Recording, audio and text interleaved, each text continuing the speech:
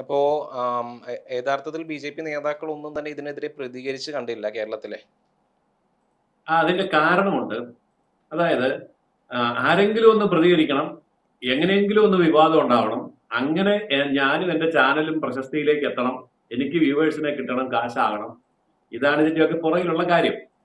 അപ്പൊ പിന്നെ അവരെ സഹായിക്കാൻ വേണ്ടി നമ്മളെന്തിനാ ചാടി ഇറങ്ങി അവരിങ്ങോട്ട് വിളിച്ച ചീത്ത 4 തിരിച്ച് അങ്ങോട്ട് വിളിച്ചു കഴിയുമ്പോൾ അവൻ ജയിച്ചു.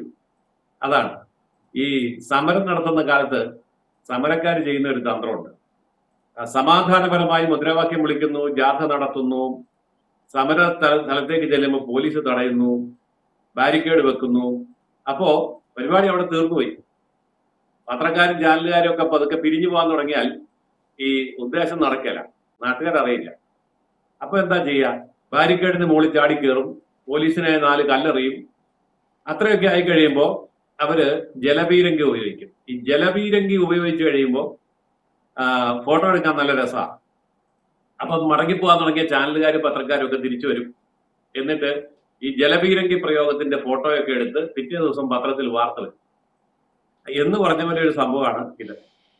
അപ്പൊ എന്തെങ്കിലും ഒരു ബഹളം കൂട്ടി എങ്ങനെയെങ്കിലും ഒന്ന് ശ്രദ്ധ ആകർഷിച്ച് നമ്മുടെ വീഡിയോയും ഫോട്ടോയും ഒക്കെ ഒന്ന് 4 പേര് കാണണം, അത്രയേ ഉള്ളൂ.